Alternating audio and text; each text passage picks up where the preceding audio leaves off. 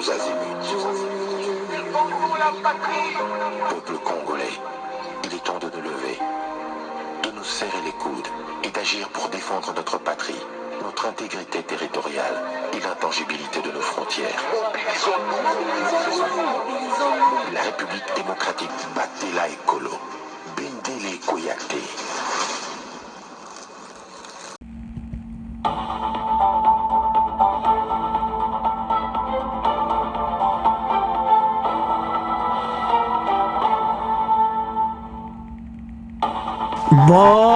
Bonsoir, bonsoir, bonjour, c'est Congo News 24.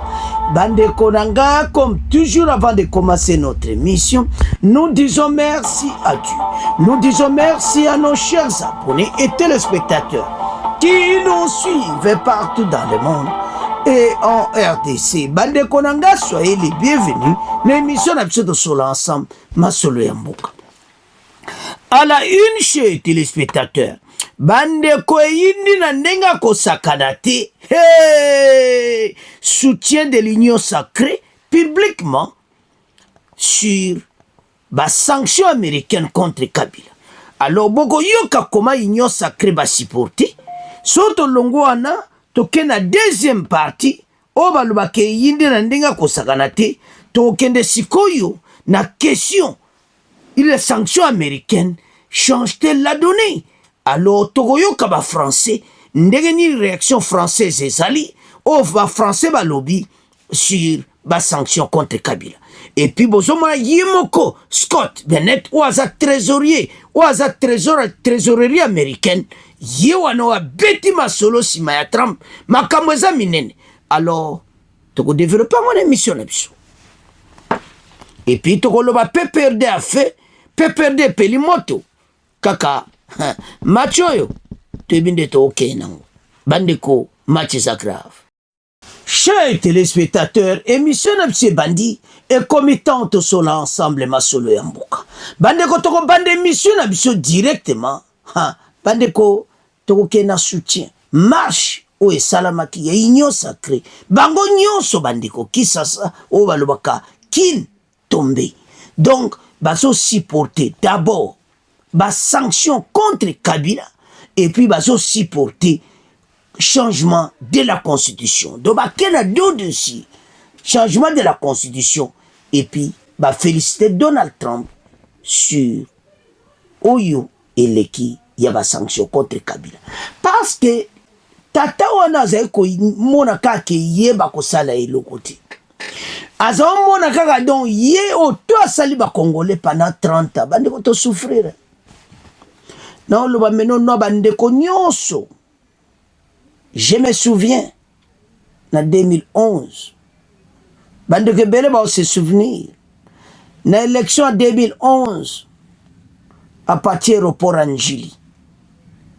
Ba ke ko yamba ba te IDPS ba yamba Tshisekedi. Etienne Tshisekedi je dis bien.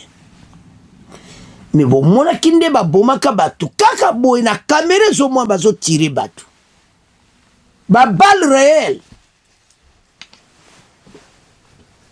Donc les messieurs ils s'en foutent. Donc comment qui batu mo don mawa tane loko lo bata et tous ces aventuriers soi-disant des professeurs, des docteurs autour de lui.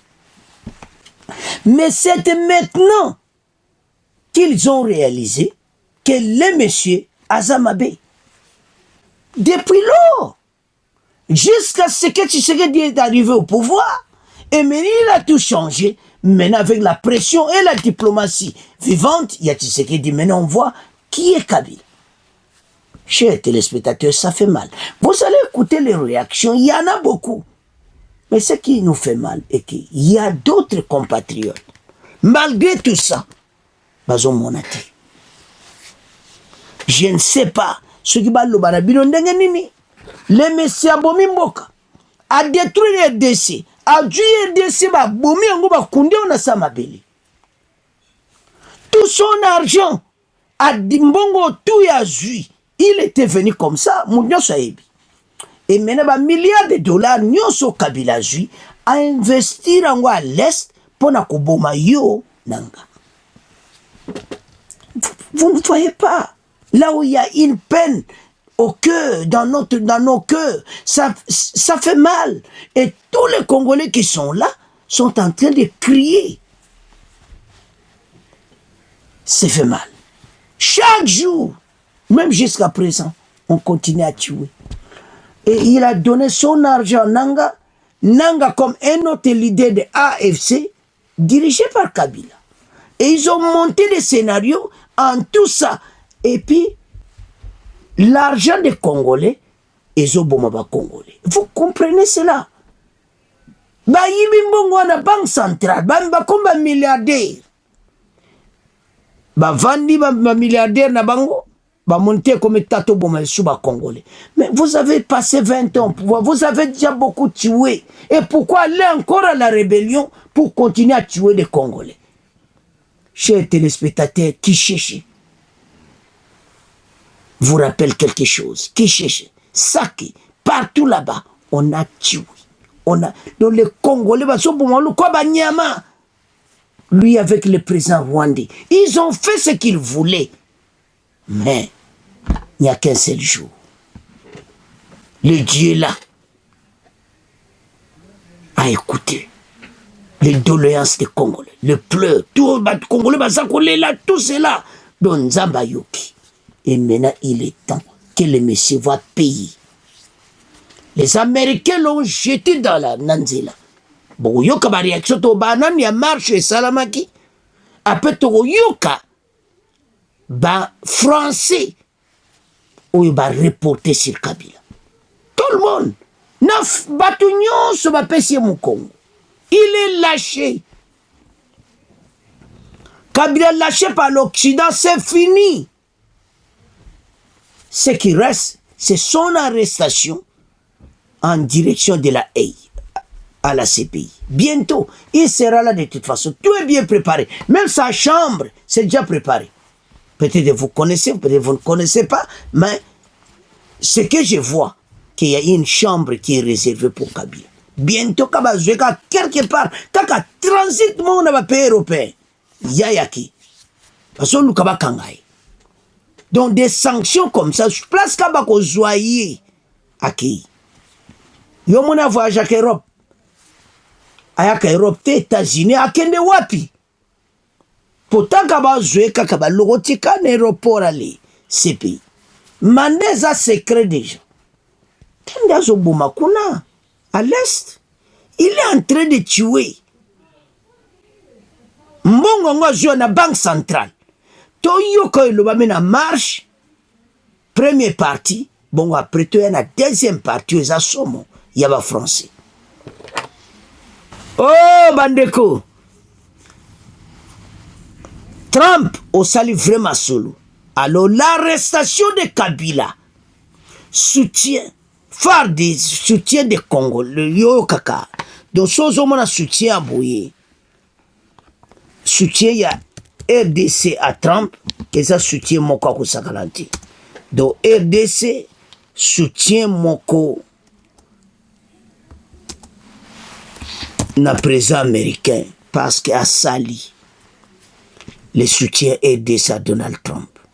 Pona oya sali marche et salami et l'axi bolingoana et puis ce n'était pas arrêté comme ça, on a même brûlé. Nina PPRD. Va brûler bureau na bangoana. Bandeko, je vous assure, hein, quand les osala peut perdre au cas où on place va brûler bureau na, les gens va souffrir ba côté wa. Tala, bandeko ba arrestation moko parti moko yena pouvoir et yena ngoko nyokola batu. Il a amassé des milliards de dollars à Outina Zamba. Non, trop c'est trop. Trump a lobby nako laksayo. Makamboza grave.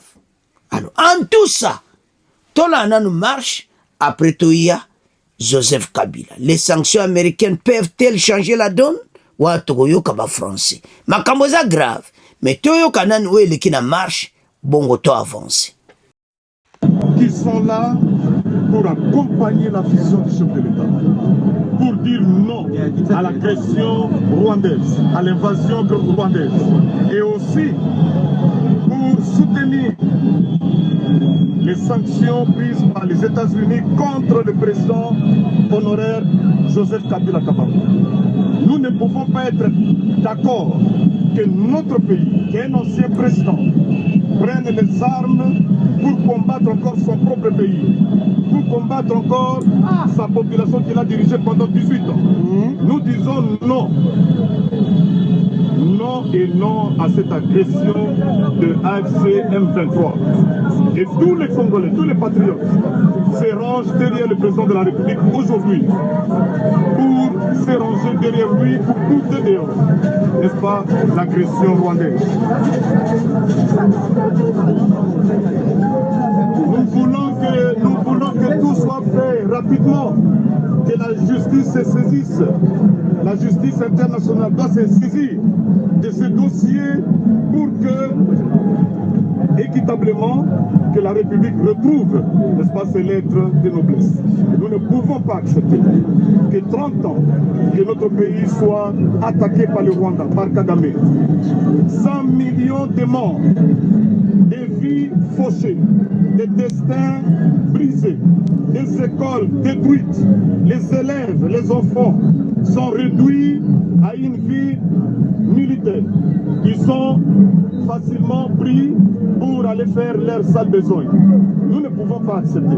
Il fallait attendre aujourd'hui l'avènement d'un homme, l'avènement de Fatou Beton, pour nous sortir de ces destins funestes, pour nous sortir de ces carcans, de ces gouffres dans lesquels on s'attardait depuis longtemps.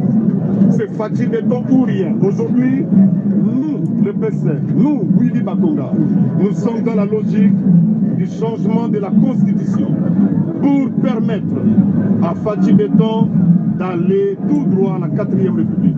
Ce n'est pas Fatou Beton qui veut, ce n'est pas Fatou Beton qui demande le changement de la Constitution, non. C'est sa population, toute la population a dit oui au changement de la Constitution avec l'avènement de la 4e République. Voilà tout. Donc nous sommes là, on a pris part, le PSN a pris part à cette marche pour soutenir indéfiniment, n'est-ce pas, les sanctions des États-Unis et aussi soutenir la 4e République avec Fatou Beton.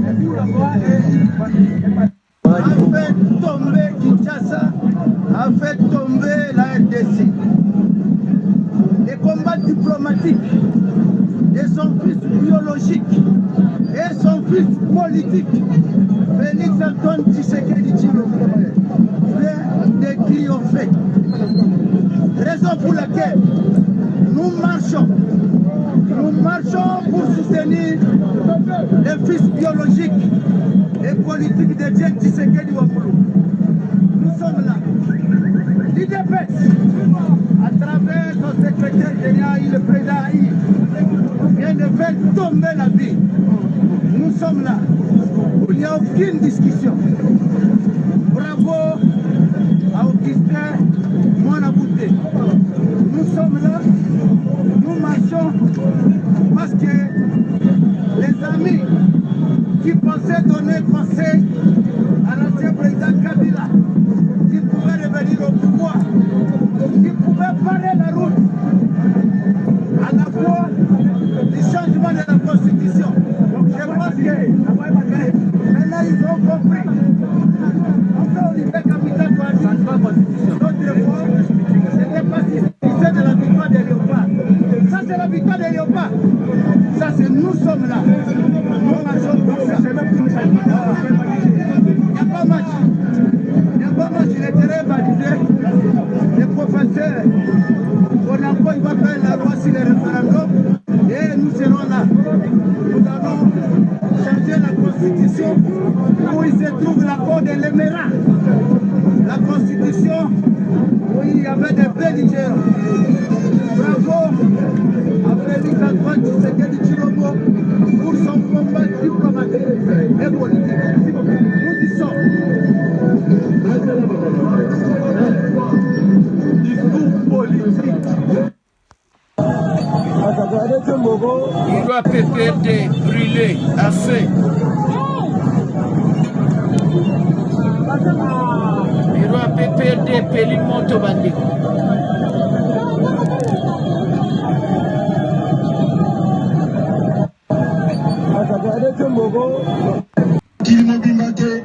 Congolais, nyonso, toute tendance confondue, Bazasi Mokonzi Mboka, va soutenir décision Oyo Mokonzia États-Unis, Donald Trump agit contre le dictateur Kabila, Congolais,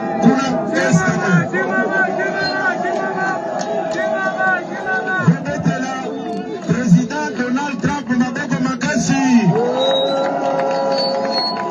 Applaudissez très fort pour l'honneur du président américain Donald Trump. Applaudissez très fort. La décision prise par les autorités américaines sont salvatrices pour le peuple congolais.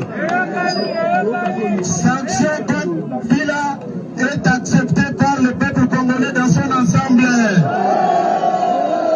Nous demandons au président américain d'aller encore plus loin, jusqu'à réclamer même l'arrestation de Joseph Kabila.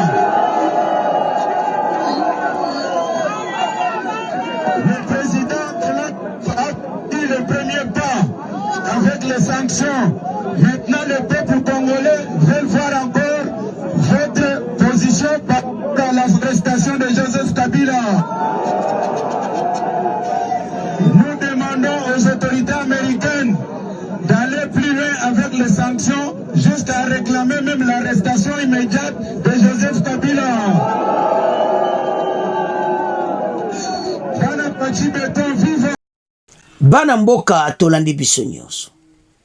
Tala, président Félix a sali grand boulot. A sali grand travaux.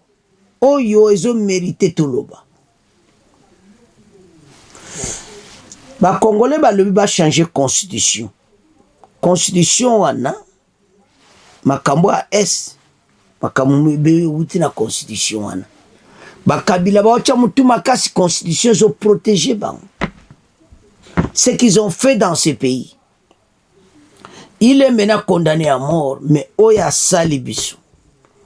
Nde tolandi wana. Tolandi balisanga bonganga, bato baza na opposition, bakota na nyo sacré, boar. Do tolandi ba groupe nde na ndenge kaka IDPS. Bomona koma bato basangani. Ete, tosenga merci na Donald Trump. Et puis, pona ndenge a sanctionné Kabila. Deuxièmement, peuple a na besoin de constitution va changer. Je vous avais dit ça, vous vous souvenez de mes émissions la fois passée, il y a longtemps, peut-être 2 ans, 3 ans, 2 ans passés, quand Fachi est arrivé au pouvoir, j'avais dit ceci, que le monsieur que vous voyez, le président Tshisekedi, c'est le fils d'Etienne Tshisekedi. Et quand les autres disent ça, voilà, lui, mais je dis, mais c'est son enfant. Il y a des liens directs. Voilà. Maintenant, les gens réalisent qu'il était sage aussi, comme son père.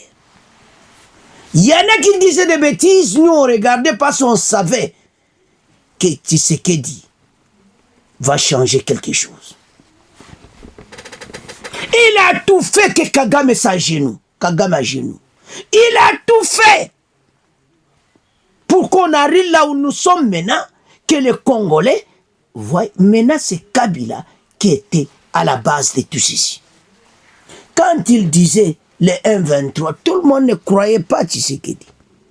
Que Kabila est le chef de 1-23. Personne ne croyait, personne ne disait. Chers téléspectateurs, ça fait mal quand je vois tout ça. Et quand ici, nous on criait ici, au studio de Congo News 24, les gens disaient, ah voilà, faux journaliste. Mais c'était la vérité. Maintenant, tout le monde y a. Bon, Monique, les lois étaient belées, bon, cela était. Ils ont supporté, tout supporté Tshisekedi. Nous, on disait la vérité sur Tshisekedi. Alors, Batulu, comme c'est là qu'il y a il y en a qui ont interprété.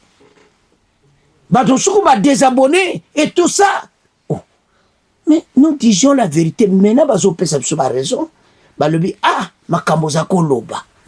Ozako loba sur Fachi, ozaki na raison. Parce que bato bazali komona ti. Parce qu'à RDC il y a un problème. La personne qui vient pour sauver le pays, les gens n'aiment pas cette personne. Balingi la personne en question ti. Mais mutu oazo salamabe bango bazo monai. Mais mutu oaye tabandeko. Bakuti pays ne tamoko. Je crois besoin l'accepter quelque chose au la Kinshasa. L'era Mobutu Kinshasa zaki bongoti.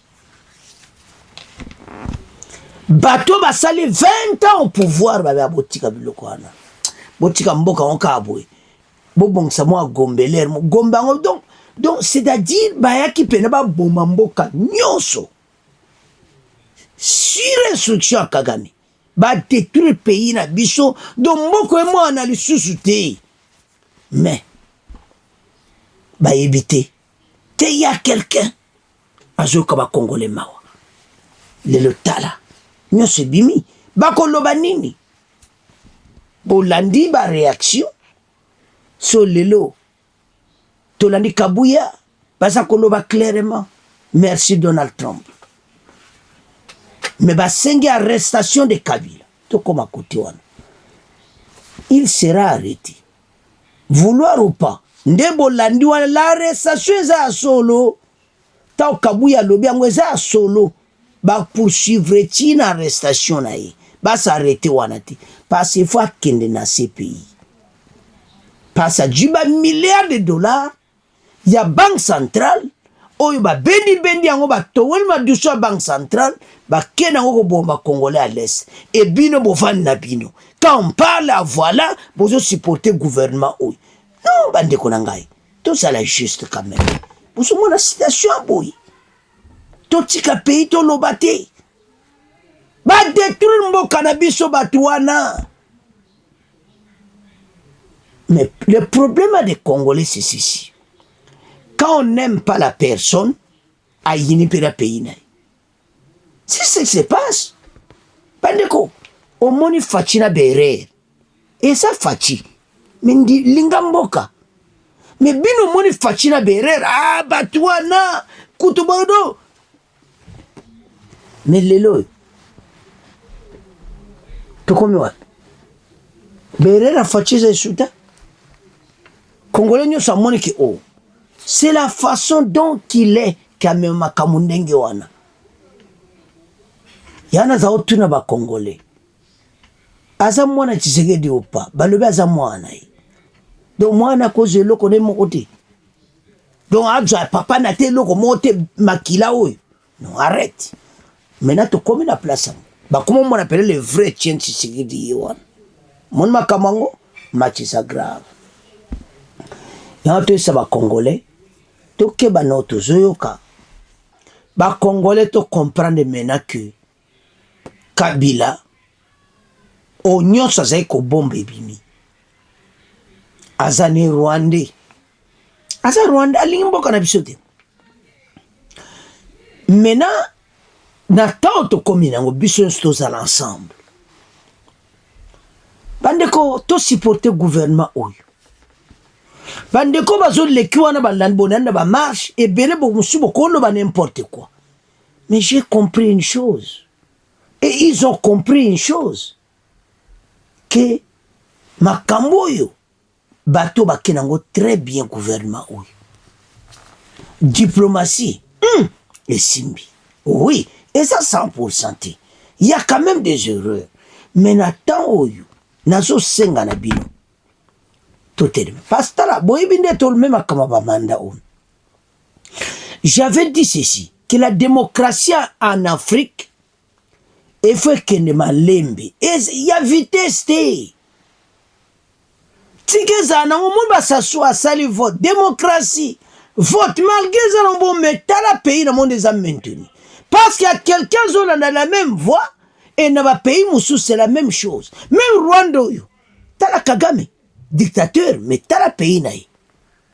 Donc, il y a quelque chose qui, bah, présent, bah, oumeli, so t'as le pays, n'a pas kitoko. Cameroun yebisanga siko nzela banzela Cameroun banango biso to anango tala banzela Cameroun mais présent na salle so 80 so combien mais tala banzela banango biso za nango te mais to weli démocratie et ça m'a bêté mais to keba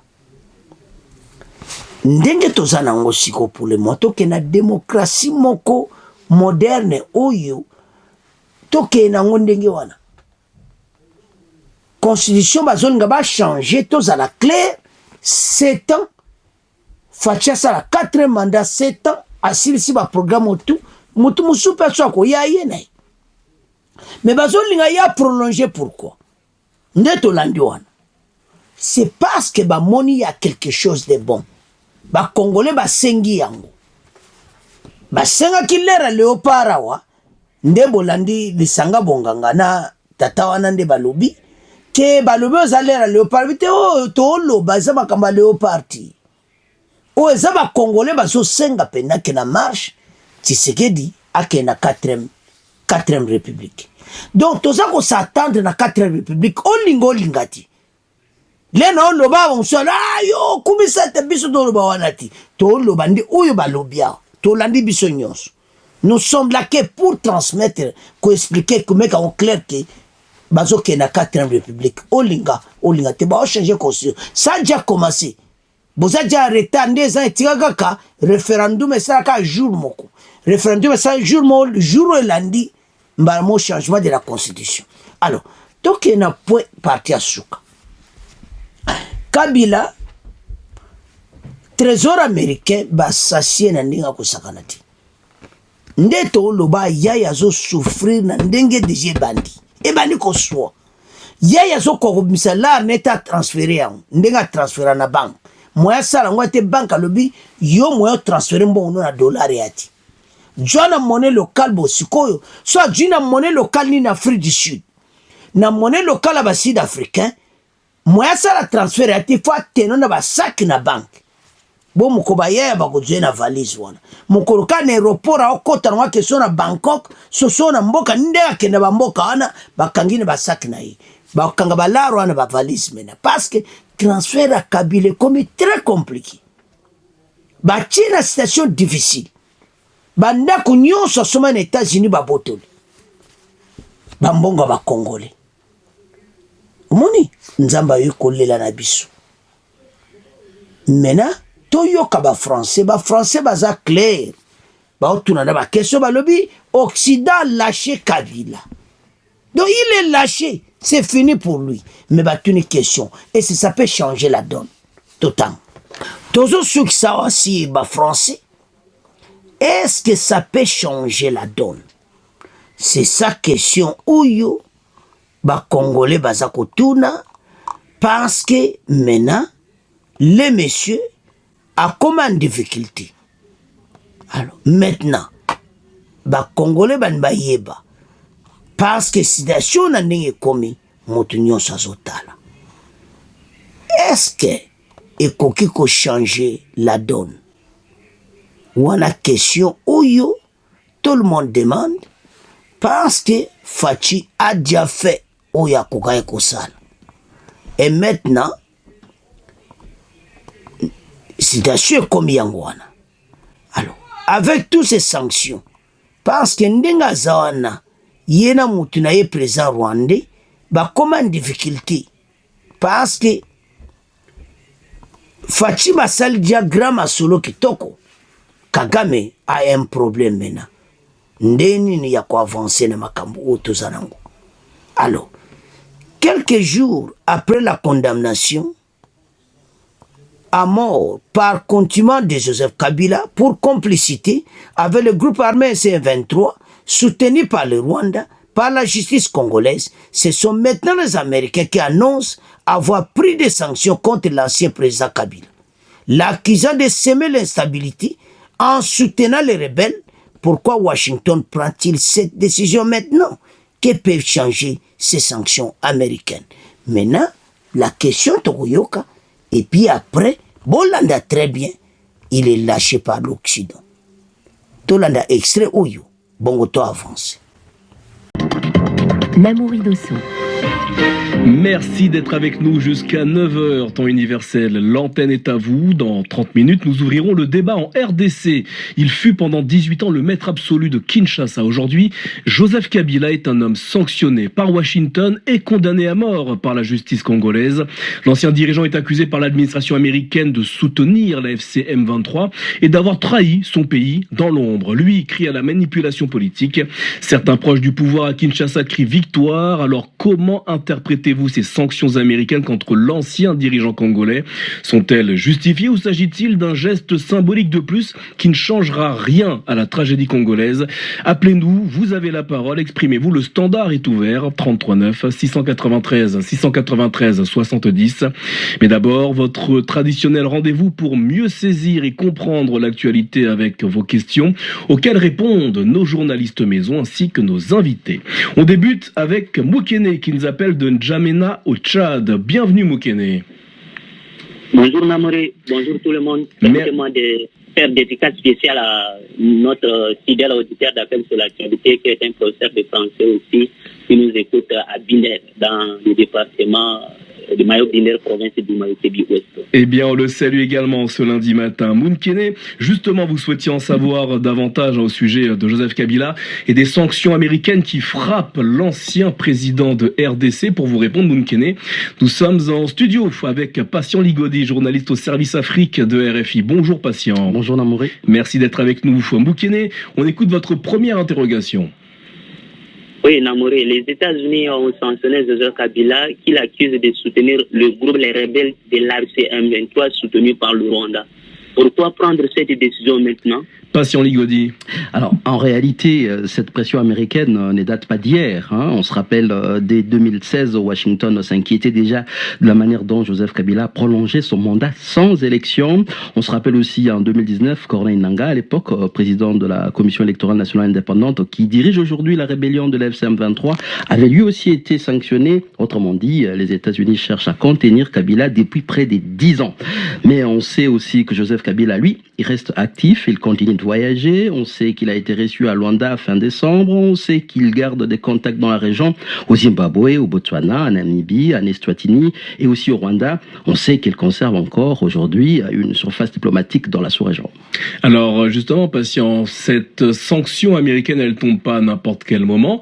Elle intervient à un moment où il y a des tractations entre Washington et Kinshasa au sujet notamment de l'accueil de migrants. On a parlé beaucoup sur RFI de ces latino-américains arrivés à Kinshasa. On a parlé également de ces potentiels Afghans qui sont actuellement hors du pays mais qui pourraient arriver.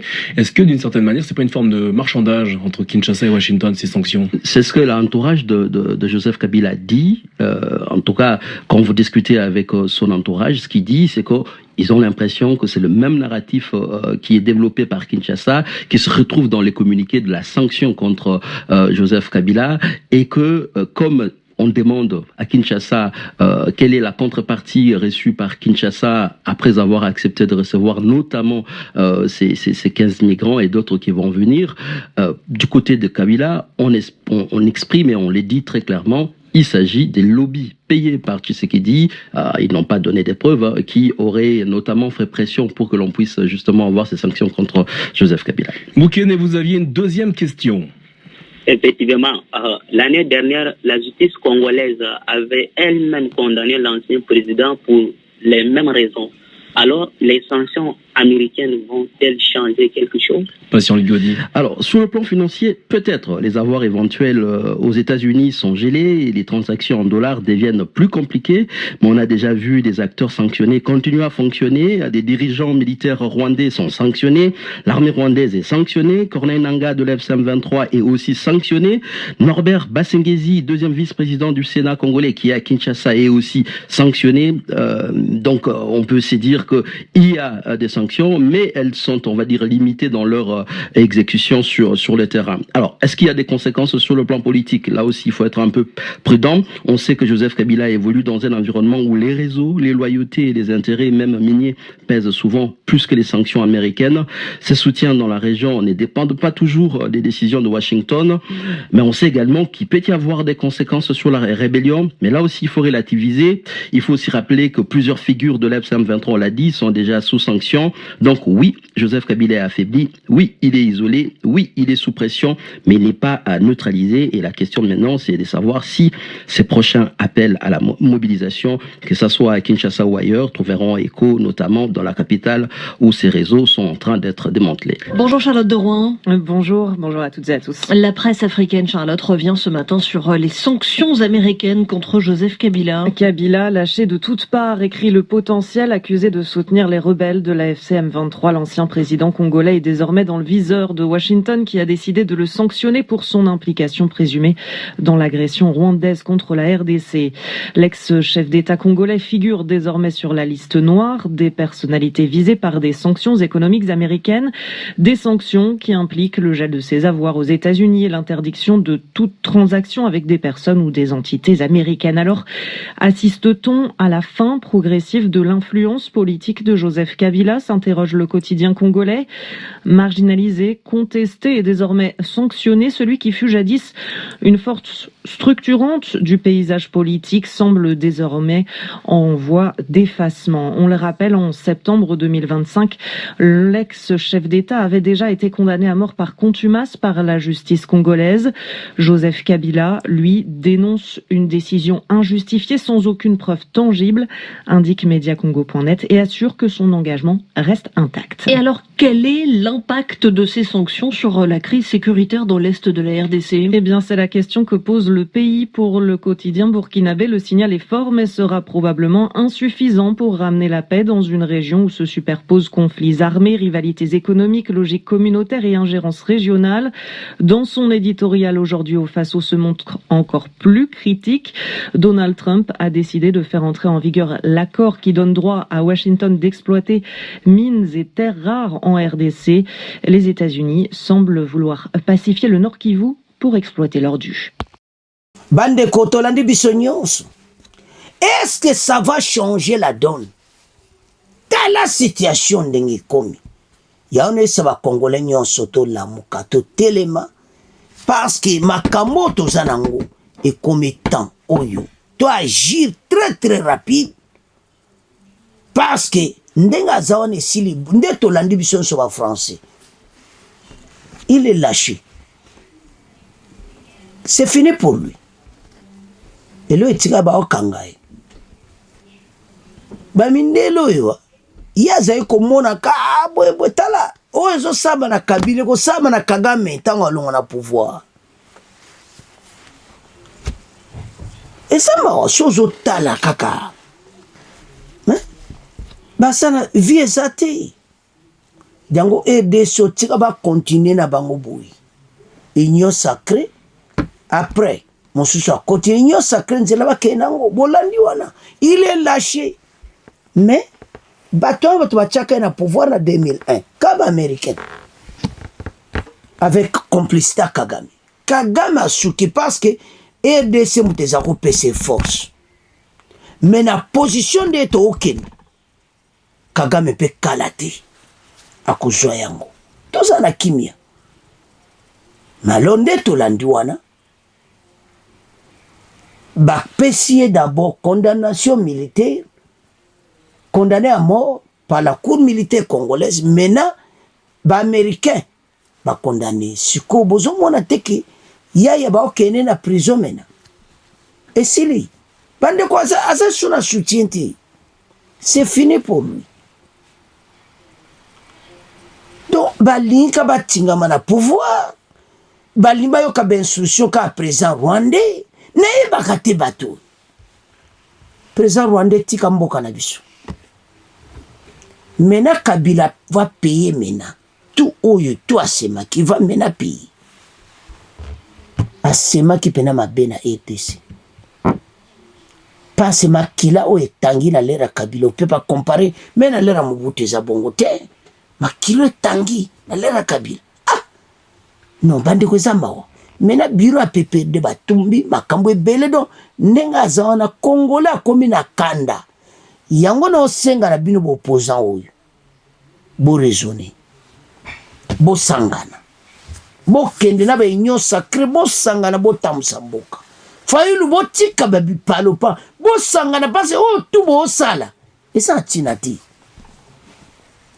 ok boconstitue parti moko etambusa mboka bomuswana bazana maka ba parti politique ezaka bongo o démocratie tokeka na marque wana mais to continuer direction bon omona tala Kinshasa mawa bambouteillage banini mais on n'a rien planifié pendant 20 ans au pouvoir bazomona capital déjà augmentation en population il n'y a mis rien ministre plan wa Kabila ministre plan wa ndengeni bazomona te peut-être vous connaissez un ministre plan azana makambo ebele pona mboka ko tracer ba makambo ebele mais botala même recensement makambo ebele population bazomona be Kinshasa ezotonda 20 ans au pouvoir. Vous n'avez rien prévu. Mais il faut bakanga, il faut pena bazwe pena prison pena na ces pays. Bana mboka to landi ba français et tira bino bo pesa wa commenter. Ba lobby il est lâché par Occident, c'est fini pour Kabila. Donc si les ponaï.